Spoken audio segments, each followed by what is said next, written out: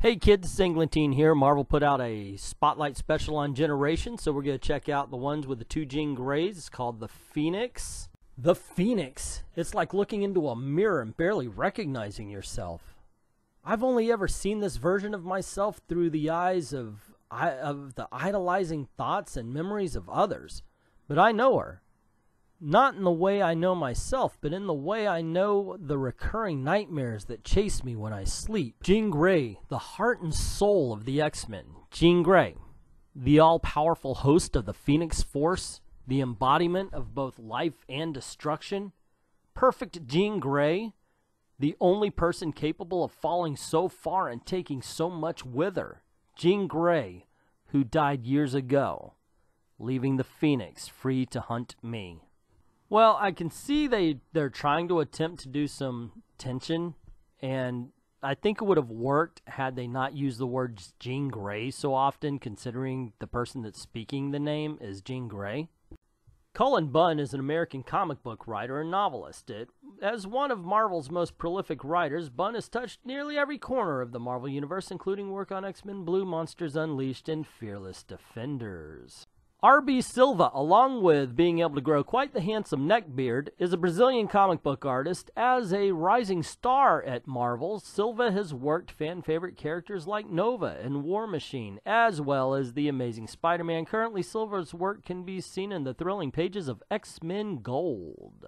How did you wrap your head around the scope of the project, given that it's interconnected with the future of the Marvel Universe?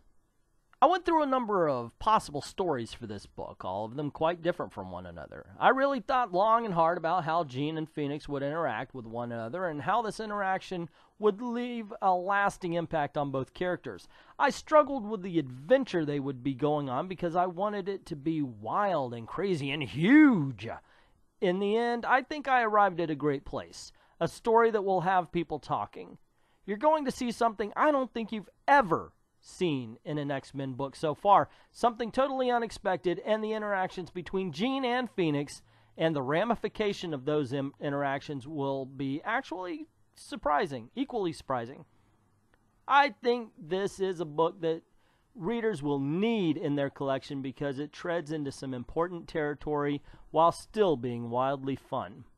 What characteristics did you consider for each of these ladies that helped you come to your decision about how the chemistry between Phoenix and Jean Grey either mixed or exploded? Young Jean has sort of an idealized, if somewhat scary view of older Jean. I mean, this is a character that all the X-Men revere. At the same time, though, she eventually becomes one of the most powerful forces of destruction ever. And young Jean may potentially grow up to be her. But Jean's expectations of her older self might not be entirely accurate. It's a very twisted take on looking at your parents as a superhuman, perfect individual, someone invincible, only to discover that they are, in fact, flawed just like everyone else in the world.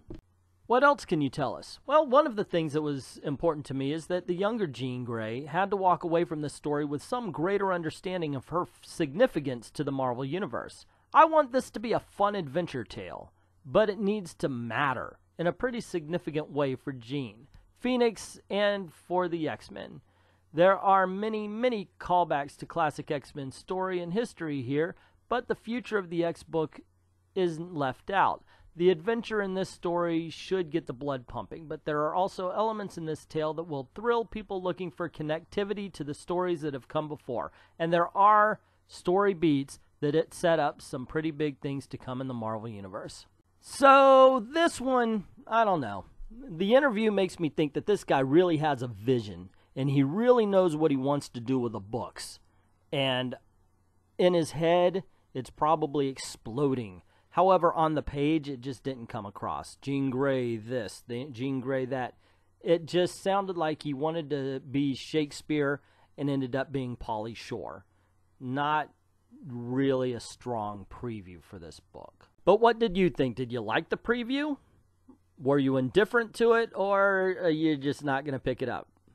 Yeah, let me know in the comments below. Also, if you like this video, you want to see more, click like, click share, click subscribe, hit that notification bell. Do that if you haven't yet done that. That'd be cool. Don't forget to head on over to the Patreon page. Links in the description below. Drop $1 in the till. We're going to have some really cool patron-only content coming in the future. Thanks to everybody else who's already done that, and thanks to everybody for watching.